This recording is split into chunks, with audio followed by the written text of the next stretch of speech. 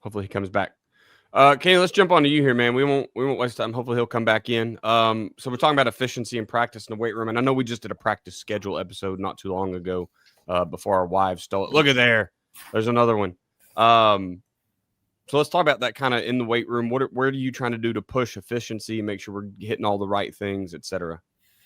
I think the same kind of questions you ask in football, you ask in the weight room, and it's pretty much, what can we cut? Like if you start off with, here's what I want to do, and it could be a 1 hour lift. Okay.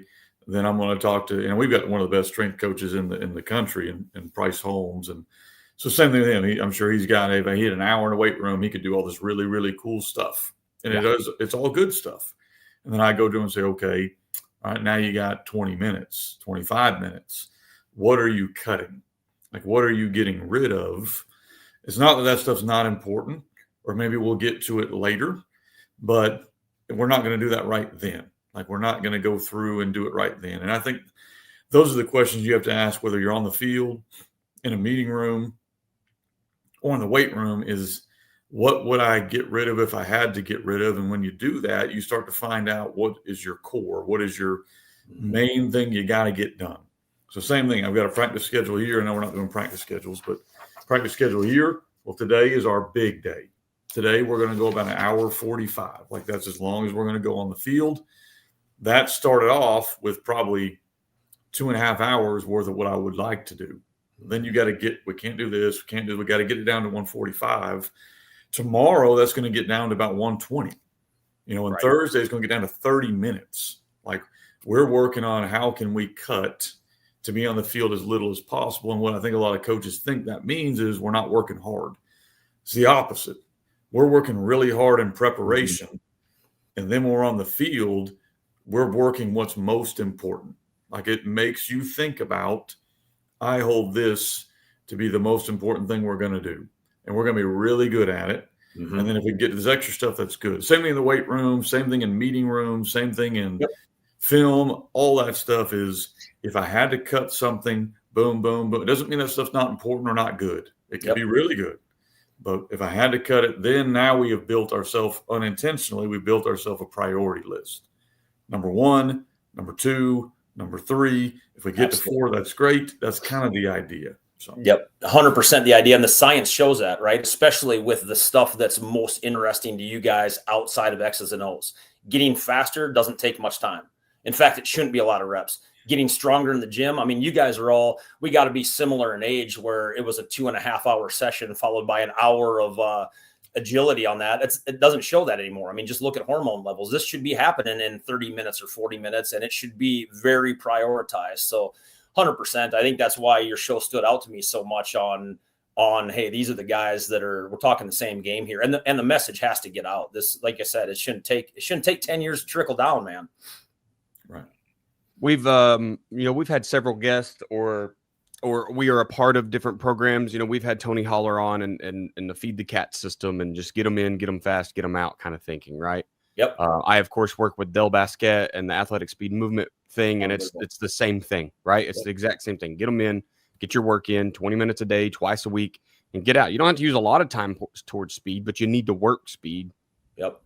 Weight room, kind of the same deal, right? It's just, I think gone are the days of we have to grind this out. The word grind is slowly disappearing out of football, and there's some people that are going to gatekeep it, and nope, there has to be the grind, or you don't deserve to win, or whatever. You're not spending enough time. Fine, you can be miserable, and your family can hate you in your career. That's absolutely okay. But I think you got to do tough things. I mean, Daniel, and you're a military guy. It's not the same, but there is a similar mindset of you have to put your kids through tough things and make them do things that are uncomfortable. Right. But I don't think you have to just, do it. And I don't think it has to be done on 3 hours of practice that's going to hurt them physically. You're trying to get them mentally tougher. Like, we're trying to get everybody mentally tougher. There are things you can do that are uncomfortable, like make them do something in high pressure situation, reward the one that wins, where that's what you're trying to accomplish. And maybe it does include some type of very small physical, like 2 push-ups, 10 push-ups, 1 up, whatever it might be. So you're competing. But I think, like you mentioned, that the days of we're going to get out there and go to the ground for 3 hours of practice. Those need to be gone. And I would say crank it out. If you want to have some of those days, great. The one thing I was working with a high school last week with consultation. If you have to have these days, but make sure the athlete knows what it is. If it's just one of those get on the line and run, they don't know if they're running to get in shape. They don't know if they're running so they can handle it in the fourth quarter when things get tough, or are they being punished for something they didn't do right? Just taking that 10 seconds and saying, here's why we're doing this, it changes the entire intent. I can take a 300-pound lineman that hasn't done anything physical for 6 months, and I can get him through 4 sets of 10 burpees if he knows why he's doing it. It just takes a little motivation. And one of the things that I love bringing up to coaches, I'm like, you guys are the best at this. You're the best at taking things that kids have never thought they could do and show them that they can do it. Now, if you give them the reason why they're doing that, it makes it so much more effective. And I think that's exactly what you're talking about. I mean, these guys that you mentioned for the speed stuff, they're the guys I talk about. That is so much better than how it used to be. The hardest part with the coaches are when you're limited on time. When Tony Holler says take 55 seconds off between sets, it drives them nuts. But it's kind of what's happening anyway. I mean, we were in the days of stretching hamstrings. No one was really doing anything. We're talking about the cute girl from the class that, at fifth period. So you guys are 100% on the track on this thing and ahead of the curve on it. That's the exact stuff we're talking about. And I think it can happen in every aspect of practice. I think it can even happen in every aspect of the game. So Chad, I want to ask you, you kind of talked about the weight room portion. I know you said you could probably talk a spiel on this for hours or whatever, but as you get into the weight room side, what does that look like when we're talking about getting in, be efficient, get the main things, get out? Uh-oh, we lost him again. What you got, Coach? I'll start with it. What'd you get, Daniel? I'm sorry. Yeah, just as the weight room, the same thing, efficiency in the weight room and getting to the key points. Yeah, I'll let him answer that because I've kind of got mine. So. Yep. So when we're talking weight room, the biggest thing that I would say for you guys is this idea of auto-regulation. We all use let's say your workout for that day is 4 sets of 8, and just pick your exercise. Let's say it's squats. Auto-regulation is where if that kid can do 10, he does 10. That's an automatic cue that he needs to go up about 5% on his next set. So if he can hit 10 on the next one, good, he's going to go up another 5%. So let's start at like a 225 squat. He hits 10. Let's go up to 240 for the next one. Yeah. Now he hits 8. That is exactly where you want him to be.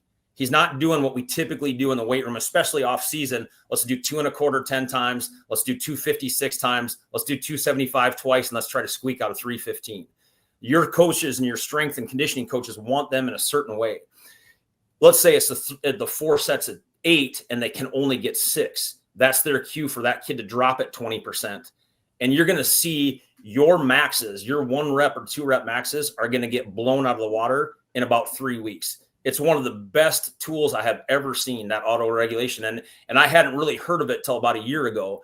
It's revolutionized the way I work out as an adult. What it's done for the high school kids is unbelievable.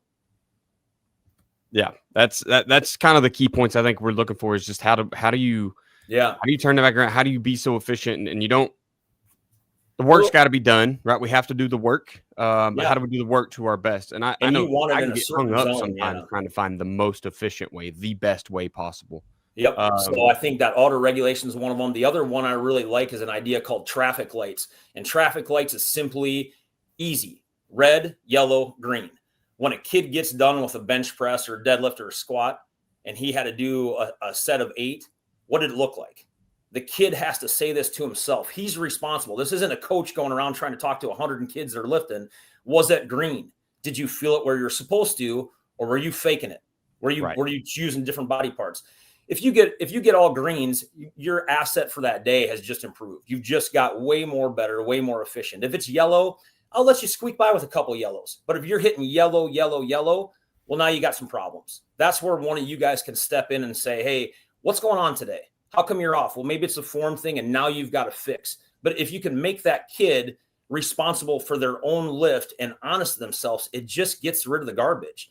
Now, if you've got a red light, if a kid that can normally squat at 250 and he can barely get it up and it hurts his back and his foot's turned out and he just doesn't look right, that's a great opportunity for you as a coach to come and interview, hey, what's going on, man?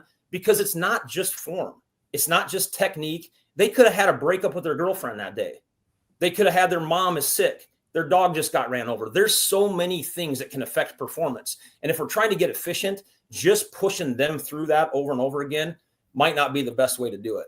The best example I ever heard of this was a college Division I basketball coach, and he sent one of his key players home for the day. The kid showed up at practice. He was worn out. He was dead. He was tired. There was no way it was going to work for him. He had just gone through a breakup with his girlfriend, brokenhearted. And you guys, to me, that was blasphemous. Like, you're not sending a kid home on practice. I mean, I'm from South Dakota, man. We played in blizzards and storms. You're just out there doing it. But at the end of the day, would that session have made that kid better, or would that have been a detriment to his performance? Because the coach needs to win at the end of the day. And that was cool. And I tell you, that's really where it started to change my perspectives on some of these things that are coming out, because it was just so in the face and different. So those are my favorite two in the weight room, the auto regulation and the traffic light thing. It's a game changer. The coaches that implement it will write me back within 2 weeks. And like, I didn't think it was going to work like that. I'm like, neither did I. It was just something you hear in a seminar. You think it's kind of cute and you blow it off and it's nothing. I think Tony Holler's got that stuff for speed. That atomic workout looks foolish the first time you see it. You know, what are you talking about? 5 seconds as hard as you can go. That's ridiculous. We do high knees. We do butt kickers. And then you see it, and 3 weeks later, the kids are 1/10 of a second faster. Well, 1/10 of a second on a football field, that's 2 feet. I mean, I was a middle linebacker. I love the position. But you give me 2 feet, now a fat guy can't clip me. It's a game changer, man. It just changes the decision-making, and it makes the sport so much easier.